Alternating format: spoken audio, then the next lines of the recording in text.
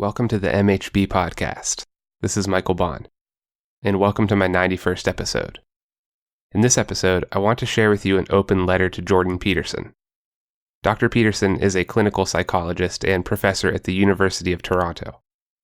He rose to prominence when he challenged the compelled speech legislation that was part of Bill C-16 in Canada.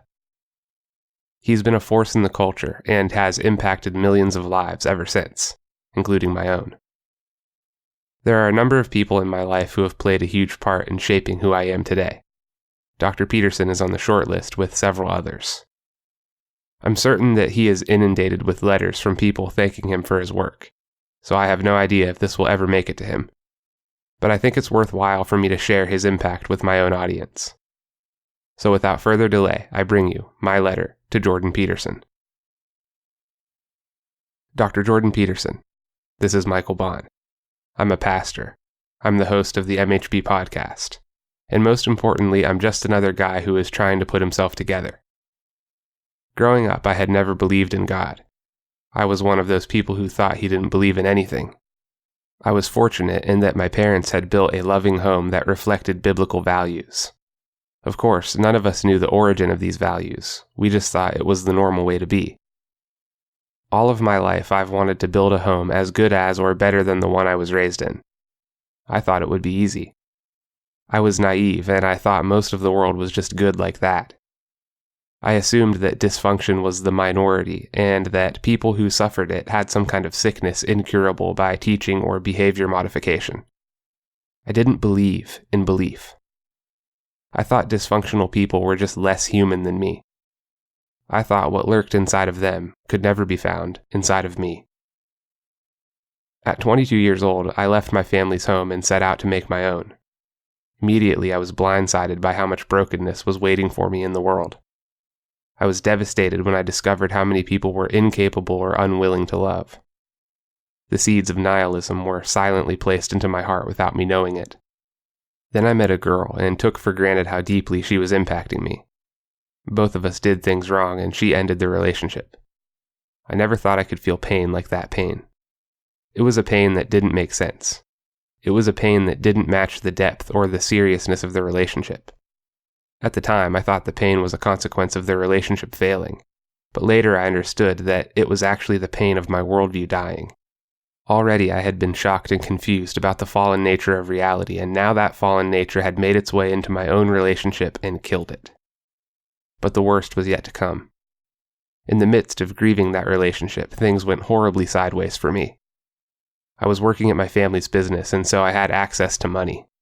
I decided to move away to the nearest city and start a new life. That new life began with lots of drinking and meeting women. I'm thankful that throughout that binge, I never quite let go of the respect I had for the dignity of others, although I thought about it. It was out of that respect that I declined far more hookups than I accepted. I didn't want any of those women to feel the pain that I felt. The alcohol kept flowing, and it fueled the nihilistic ghost that was growing inside of me.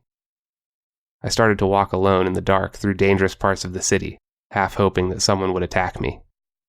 I can't explain that behavior. Even today I'm confused by it. Perhaps you've encountered it in your clinical practice. It felt like I was drawn to the evil in others because I wanted to dominate it. I discovered that almost everyone folds when challenged.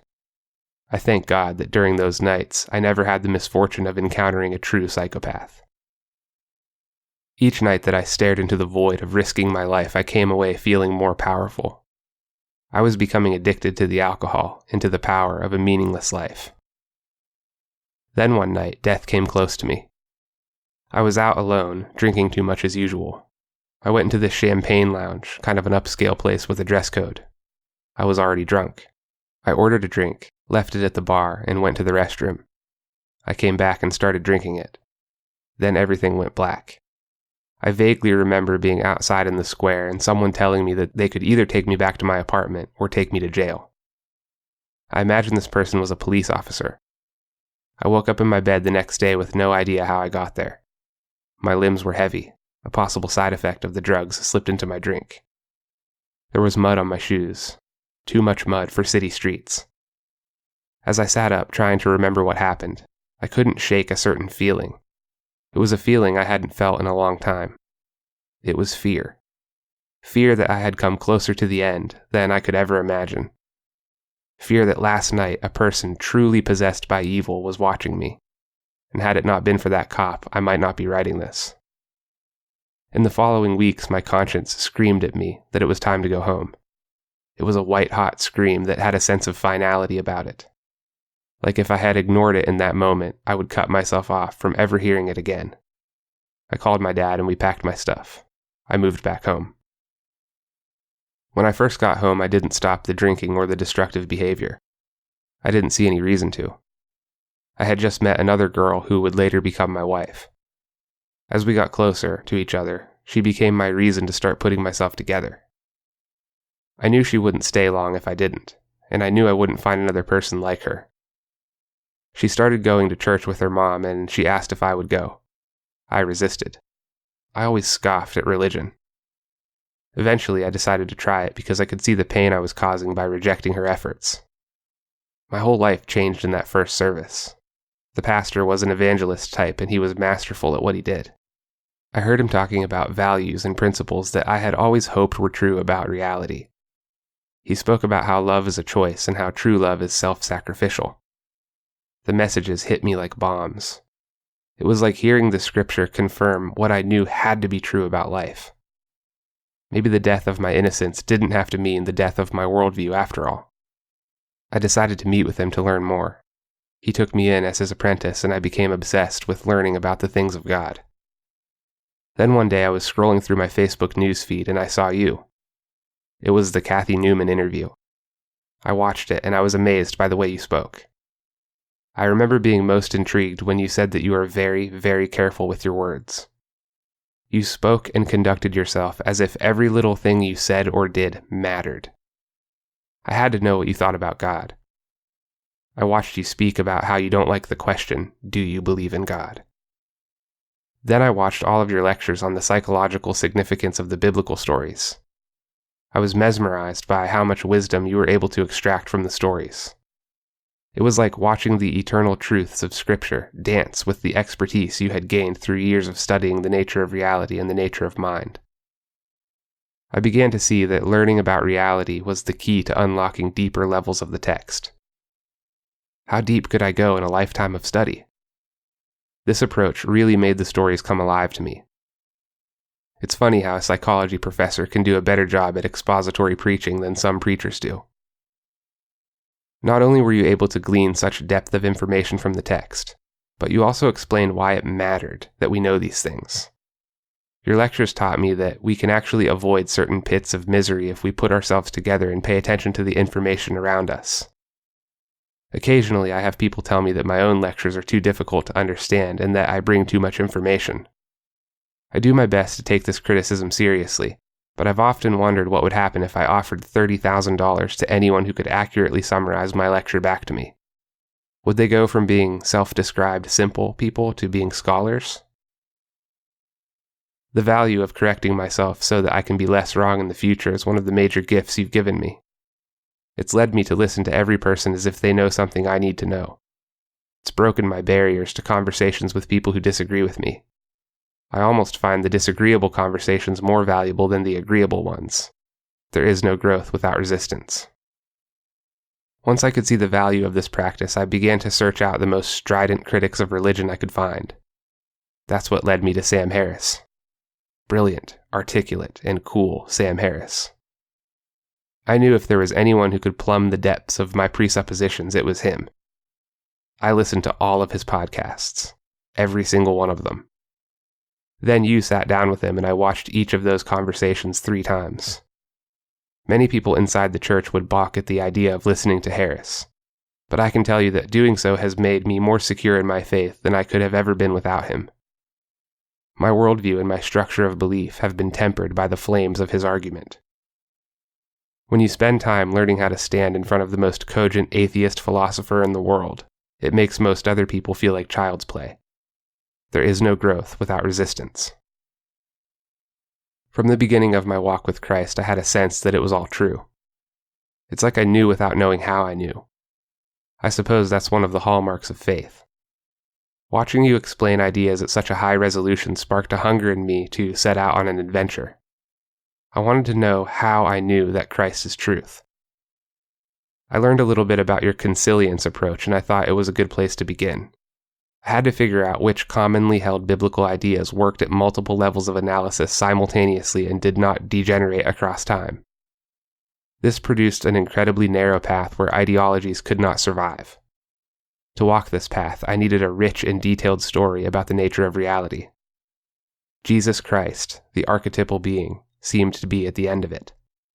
The personality of Christ seemed to be the only one who could produce a community that would exist across time without degenerating into chaos. Doing what I can to explain the divine person, the Imago Dei, has been the cornerstone of my pursuits since I became a pastor. I cannot articulate to you the profound sense of meaning that comes over me when I face the old darkness of reality, but this time with an attempt to overcome it through Christ-like conduct, and through teaching Christ-like conduct to others. I don't do this perfectly. The fallen nature of humanity runs through my heart as well. But it seems to me that trying to do it at all makes an eternity of difference. It's hard to say how horrible the world would be without those who pick up their crosses daily and stumble uphill toward the city of God. Maybe it would be hell. Maybe it has been hell in certain dark corners of the 20th century. As per your recommendation, I read Man's Search for Meaning by Viktor Frankl. Understanding that there were some individuals who chose to conduct themselves with integrity even in the midst of a death camp changed the way I saw the world. It showed me that no matter how difficult my situation, I have within me the power to either transcend it or to make it a whole lot worse. We can't ever eliminate the pain and suffering that comes with limitation. Even if we could, it's not clear to me that we would want to. If we lost the limitation, we would also lose the vulnerability that we love about each other.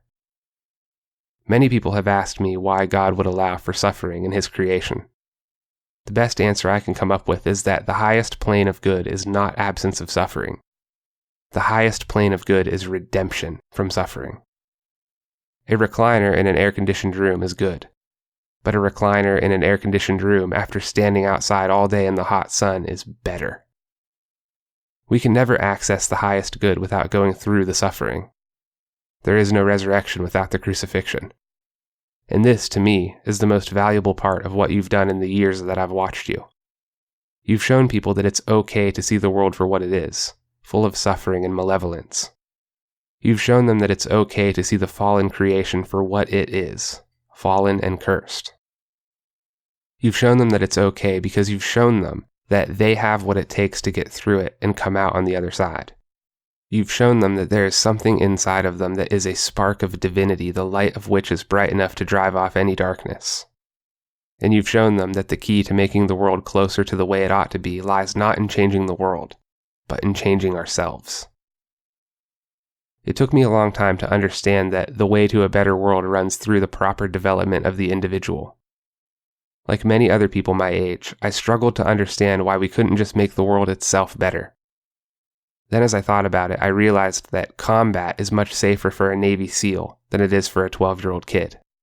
It staggered me to see that how we interact with reality is the single greatest factor in what kind of reality we manifest around ourselves. I think this is why lying is so dangerous. Telling lies causes you to surround yourself with a reality that is mismatched with who you actually are. It's hard to think of a more certain recipe for unending misery than that. This sort of revelation caused me to open my eyes and pay attention to everything. Jordan Peterson, you've sacrificed your anonymity and cast yourself into the blazing hot pressure of public recognition so that you could remind us of the hope our ancestors had. You're not just another pop psychologist or self-help guru. You're an imperfect man who could have chosen to use your gifts to empower yourself and wage war on being. But instead you chose to remind us all of what we've come so perilously close to forgetting. That human beings, for all our flaws, are made in the image of God and are co-creators of reality itself. That if we clean up our rooms and get our acts together, we might just bring a reality into being that is better than how we found it. This is a responsibility that all of us can choose to shoulder in all of our respective areas of life. It is a pursuit that imbues our existence with a sense of meaning that carries us through the darkest valleys. It has carried me through the darkest of valleys. I thank you for what you've done.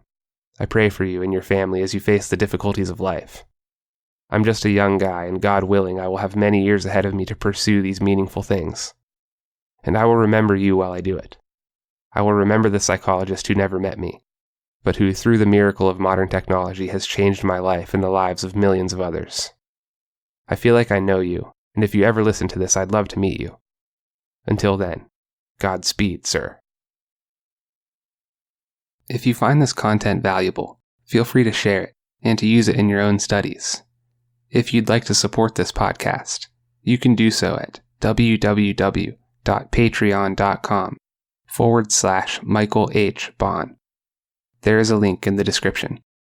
Your generosity goes a long way to promoting the growth of this enterprise and the cause of free speech. Thank you all for joining me this evening, and I will see you in the next episode.